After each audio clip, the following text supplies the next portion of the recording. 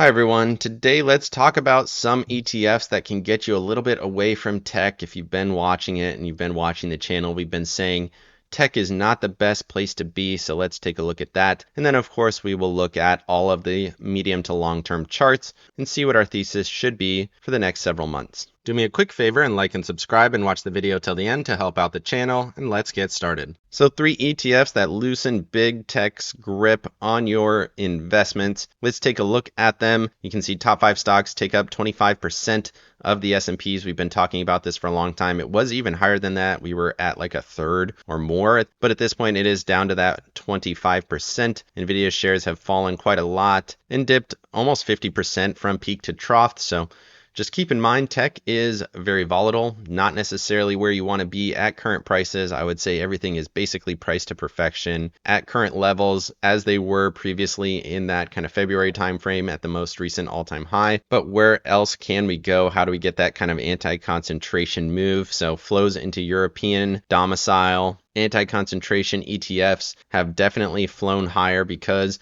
people are just not interested in being so exposed to tech with a ton of volatility, not a ton of room to grow at current prices, in my opinion. So you could go mid caps, Spider 400 mid caps kind of takes out those top couple equal weighted ETFs. Again, those have struggled relative to the SPY. Of course, their exposure to tech is because tech has been leading us higher, and when tech is not, usually that is not a great place to be. But equal weighted ETFs, we take a look at that every single weekend video, and we'll definitely look at it later. Spider 400 has done really well, falls under that small cap classification. Invesco 100 equal weighted S&Ps, so you don't have that same large cap investment section, so you can still participate with tech but not have as much exposure. That might be something that I need to look at. I do look at the equal weighted S&Ps, but I haven't looked at the equal weighted NASDAQ. Might be worth looking at. And of course, for me, I do look at bonds. Bonds are a big part of my portfolio. I also look at real estate. REITs are a big part of my portfolio as well. Just trying to get exposure away from big tech because tech has led us higher. Absolutely, it's been a big driver for gains, but at these current prices, it just does not seem like the best place to be over the short to maybe even medium term.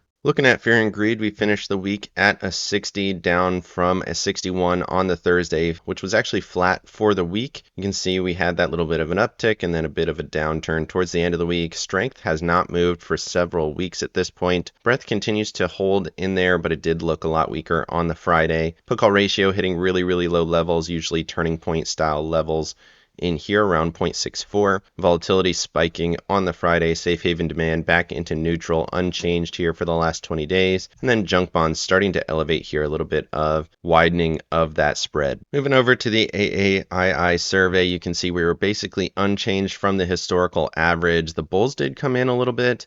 Despite the movement on the Thursday into the Friday, we saw a little bit of pullbacks, but the bulls back into historical averages, pretty much the same across the board here, which again tells me as a contrarian metric, I think this is going to continue to swing. I've had a little bit of a bearish bias here recently, but this could absolutely go either direction based on that historical average. Usually when it's super bearish, we're not going to go too much lower, but for now, could go either way. Moving over to seasonality here, you can see we are in this kind of downtrending period up until the 24th, so pretty bearish through now and next week. And then the last week of the month can be relatively flat to potentially bullish. You can see those dash lines, those are your post-election years, relatively bullish during that time frame. But either way, for next week, seasonality is slightly bearish. And then looking at the calendar here, you can see for the Monday, relatively bullish. You also have quad witching this week, which is interesting. So you have tons and tons of options expiring on that Friday. Quite a bit of data here as well. Housing market index, retail sales, FOMC minutes, leading indicators, Philly Fed survey, closed for the Thursday for the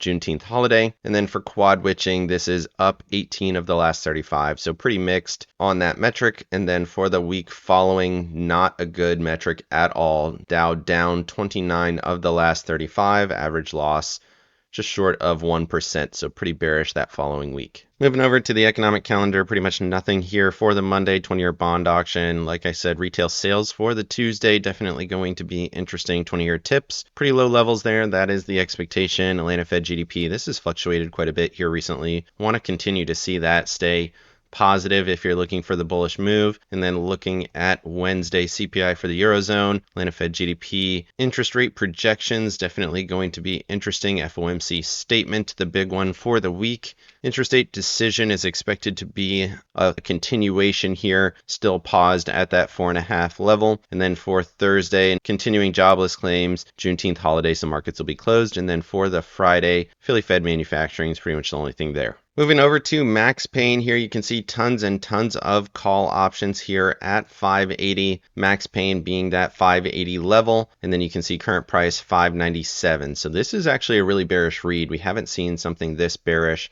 on markets for a while, especially on a max pain expiration. Tons of calls there, 600, expecting to stay below 600 for sure. 580 seems to be the magnet point. Do we come to that level? Could even see this really go as low as 560 to 580, but that seems like a bit too much of a move. But 580, that seems absolutely within range from current price. So keep in mind, it is max pain week, quad witching, and if price goes down to 580, that is about a 4% down move for the week. Moving over to the charts, looking at the SPX here on the weekly chart, it was down about 0.39 on the week. The momentum is still hanging in there, but the RSI looks like it's flattening out, coming down a little bit. We're still above the SMA. I would expect this to come down at least to the SMA, touch that level, and then we'll see what happens from there. Does it cut through there and give us kind of a double bottom around this kind of 35, 36 area, or a lower high setup? Something like that, or does it come down just to the level here, 46, 47 area, and then we see a bounce from there, and then we see a bigger move potentially? Either way, right now, it doesn't seem like we're set to go higher. We've been grinding along this trend line multiple times, closed it above it twice, pulled back below it this week,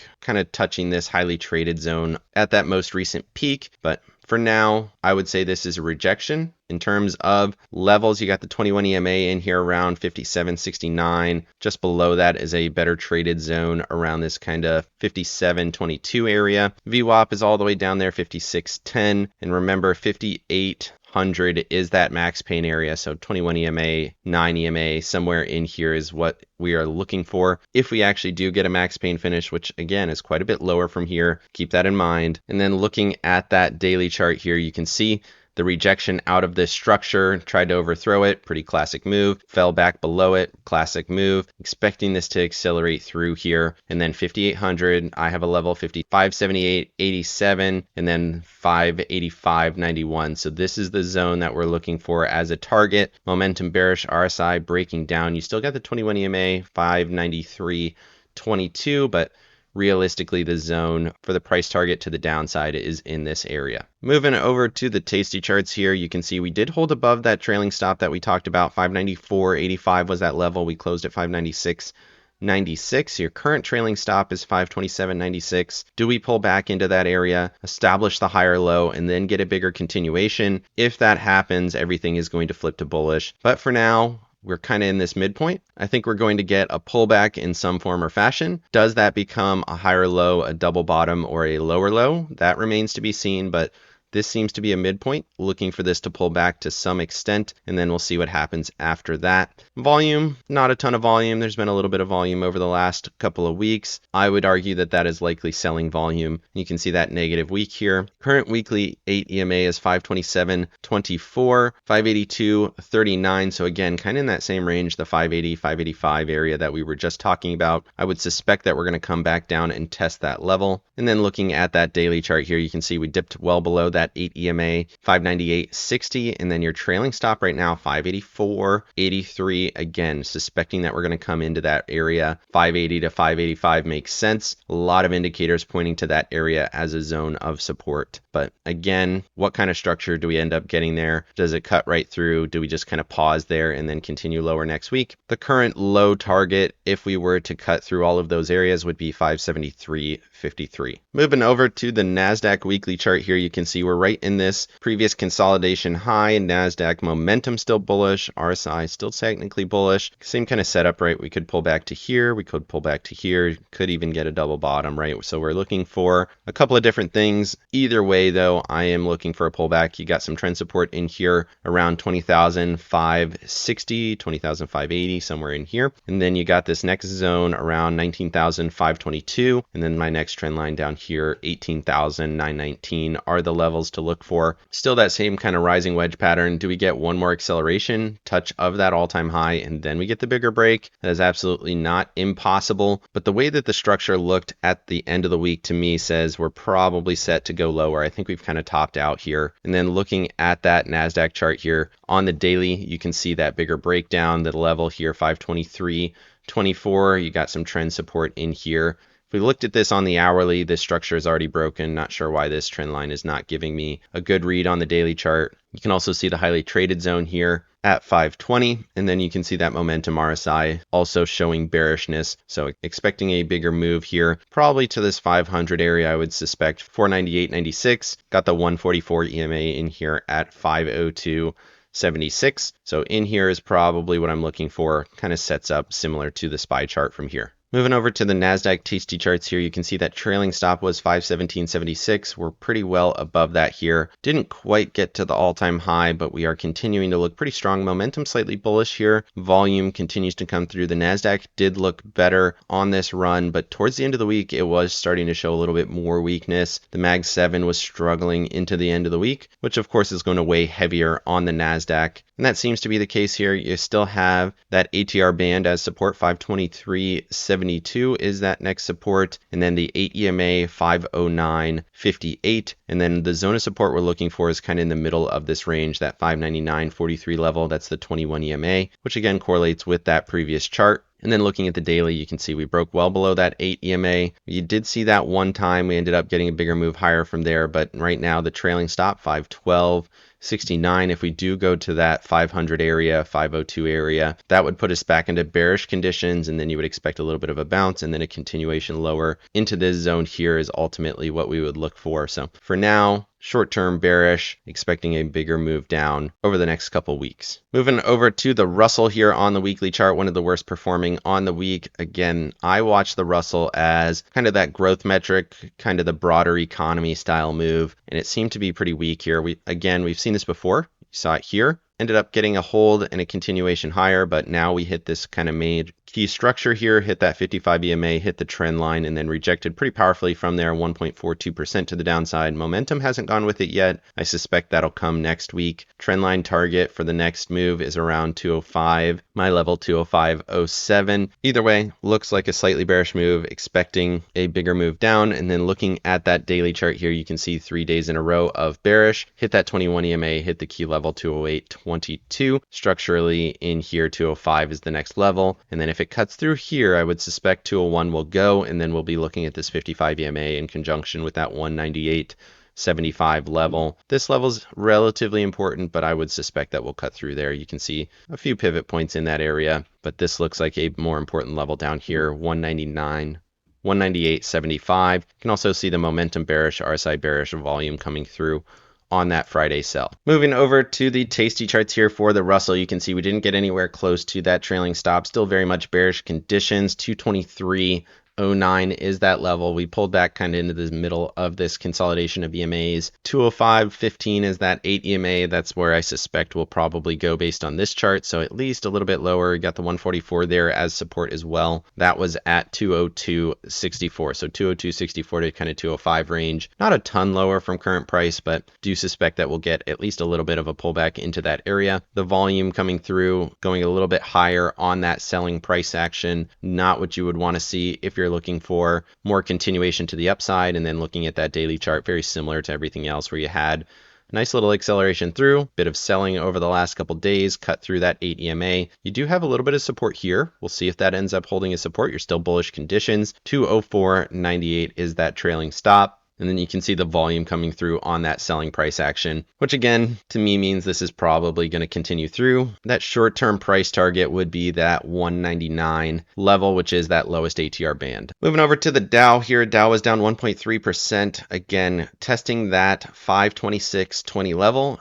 Got above it last week. Thought we might see a bit of a continuation. Almost hit the high there. 432.78 was that next target based on the close from the previous week. Ended up coming up short, 432.06. so about 70 cents short, and then we pulled back below this structure here. 21 EMA has been support over the last couple of weeks. 420.61, and then if we're looking for that next level here, I have one for 13.22. VWAP is below that 408. I would say 408 to 413. 413.22, VWAP below there, 408.14. I would say this range in here is probably where we would go before we saw any major bounces. And then looking at the volume profile, the next zone is kind of 404. Got a big gap in here, which is interesting. So could see it cut through here and then push to 404 on kind of an accelerated move. I wouldn't expect all of that to happen within 1 week, but just something to consider. Moving over to the equal weighted S&Ps, similar thesis, came up to that next level, 179.94, touched that level, which was the high from the 19 May and 12 May weeks. Immediately rejected back down to 177.25, did hold that level on a closing basis, but again, still expecting a little bit more bearishness to come through. In terms of zones, you got one here around 174, my level 175.38, and then below that you have VWAP in here around this 170 area. Momentum hasn't broken yet, RSI still plenty of room to sell, and then you got volume coming in on that sell week. Consolidation looks like a topping pattern, pullback, double top, continuation lower potentially. Either way, everything still looks a little bit bearish. You also have a high, lower high setup. Does that result in a low, lower low, lower low, or at least kind of a pullback in here, maybe a left shoulder head, right shoulder coming through? That would be interesting, but for now, we don't know. It still looks like a topping pattern to me.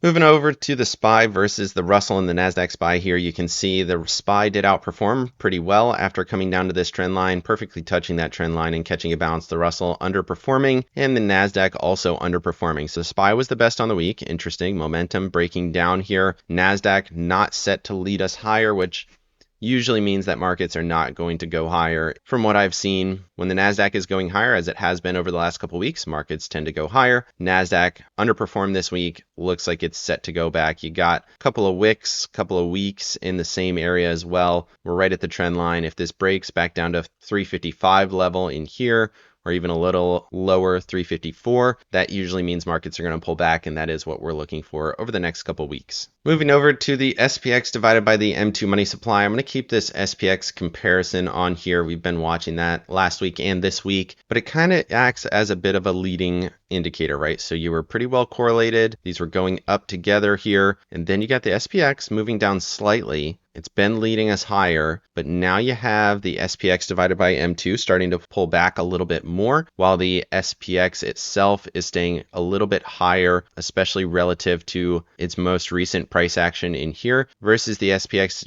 divided by the M2, which is a bit lower than this consolidation in here, right in this zone here. And even if I adjust this here a little bit, you can see still quite a bit weaker. And I think this is, for me, saying that markets are set to go a little bit lower. I think this SPX divided by M2 is an important chart, and it seems like it's giving us that leading indicator to come back down, at least to this kind of 2643 area. My level would be 2591. Do we come back down to here?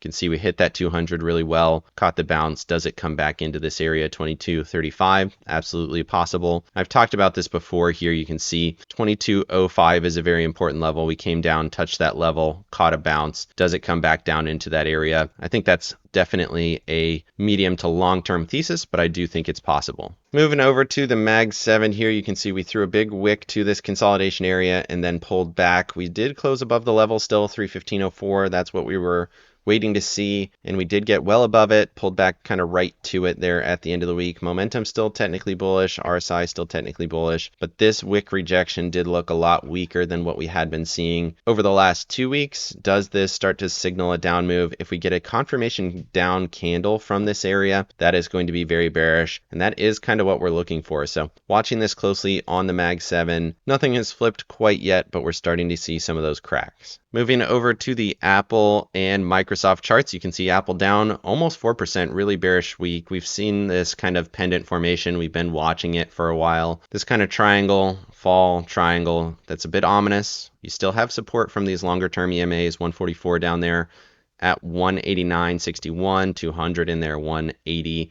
66. But for now, VWAP has been resistance, 9 EMA has been resistance, expecting this to sell a little bit more. And then looking at Microsoft, straight up rocket ship continues to go higher every single week. It seems like momentum still bullish, not quite overbought yet on the weekly RSI. Maybe that's why this continues to go higher every week, but wouldn't bet against it. Also probably wouldn't buy it here if you're trying to buy it. Your support right now, 466.57, that's the high from that previous all-time high. How much longer can it go straight up? Hard to say. Moving over to Tesla and NVIDIA on the weekly charts here. Tesla actually had a really strong week, 10.22%.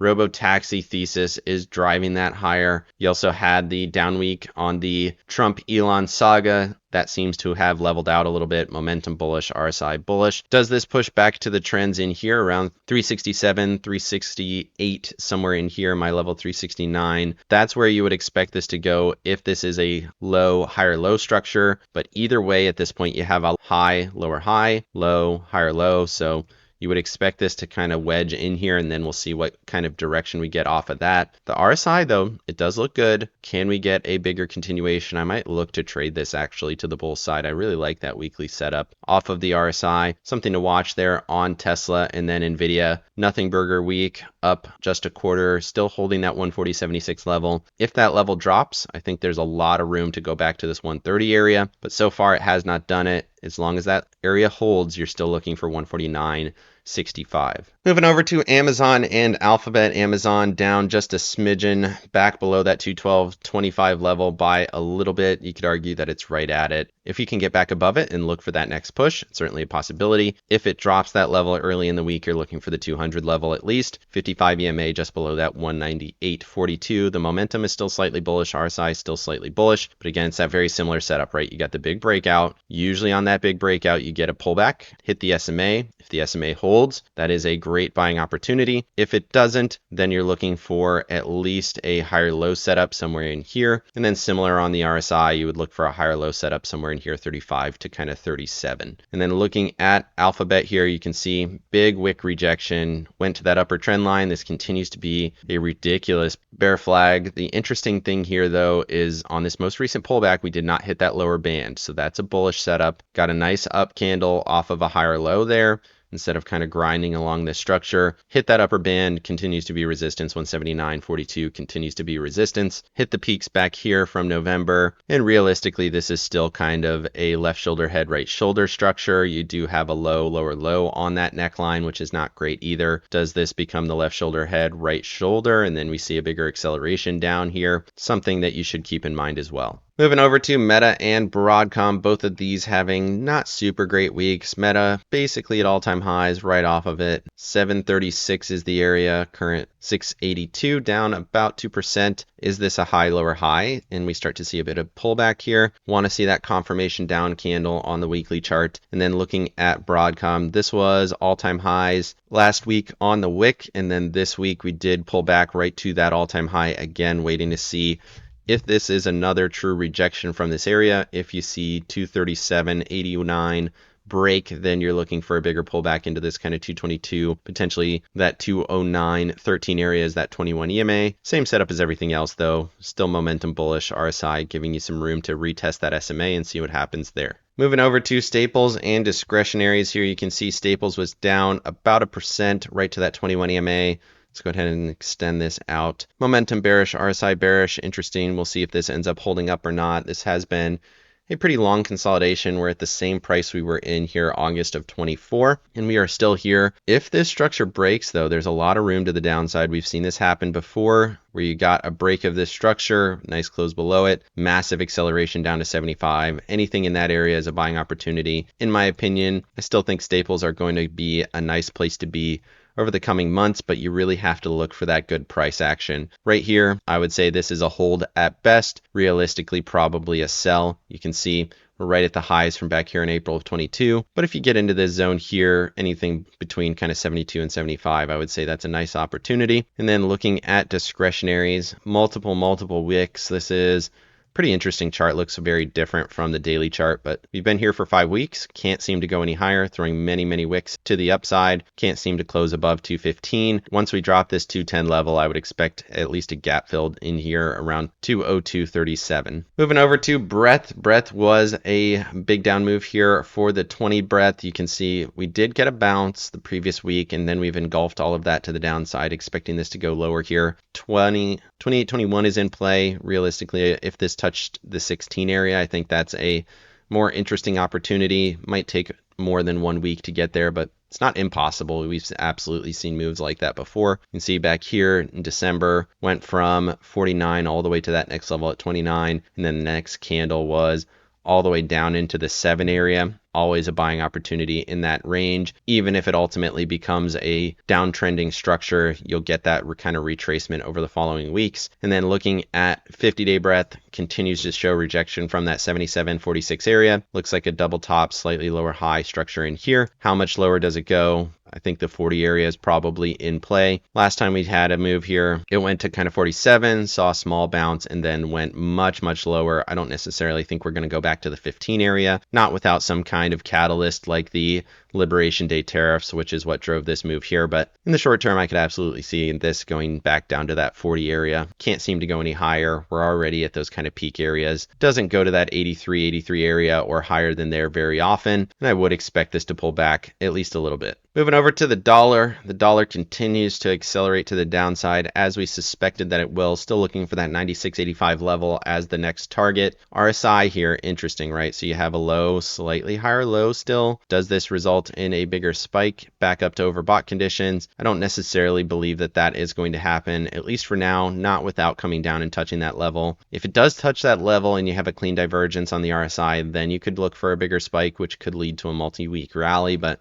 for now, this is still very much bearish, and I want to see a bit more of a lower low, confirmation low, and then a bigger confirmation high out of this zone. So weakness in the dollar, market selling, dollar selling at the same time, usually not a good omen for markets. Moving over to bonds here, you can see bonds have continued to hold pretty steady. J&K in the same area still just cannot get above that 200. That continues to be your major resistance on the weekly chart, and that is still true. Momentum still slightly bullish, RSI still slightly bullish. And then looking at TLT here, got back above 85.90 after dropping below it last week. Continues to be a bullish thesis for me. The RSI looks nice with that low, higher low setup. Looking for this to continue higher when you have price action pretty much in that same region here with that low, lower low. So a little bit of divergence. Want to see this continue higher here. It's kind of a similar setup to the dollar, honestly, but we've already kind of put in that low. You had the low week from 19 May, expecting this to kind of rally out. Either way, buying opportunity. I do believe bonds will continue to go higher here, especially once we start to get those cuts. Is it going to be this month? Probably not, but I would suspect that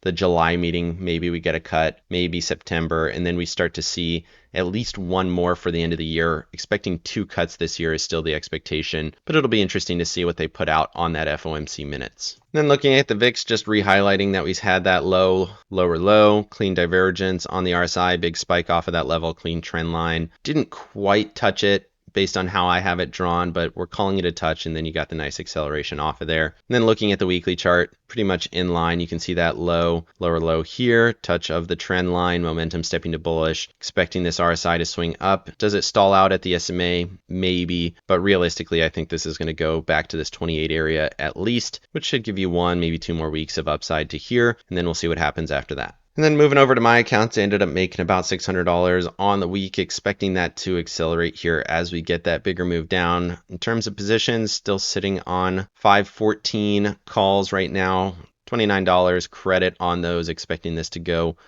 much lower, and then this will be worth much less over the next couple weeks. Probably not going to hold it to expiration, but this is the move. This is what we're looking for, at least for now. No bullish positions, all bearish, looking for some sells over the next week into that max pain finish. Let me know down in the comment section what you think of these other ETF alternatives. What do you think of price action? Are we going to get a bigger pullback over the coming weeks, or is this just going to be another short-term pullback as geopolitical risk kind of works its way out of the markets? Let me know. Otherwise, like and subscribe if you got any value out of this video. Make sure you hit the bell so you don't miss out on any future episodes. Of course, none of this is financial advice. This is all for entertainment purposes. Good luck in your trading and have a great day.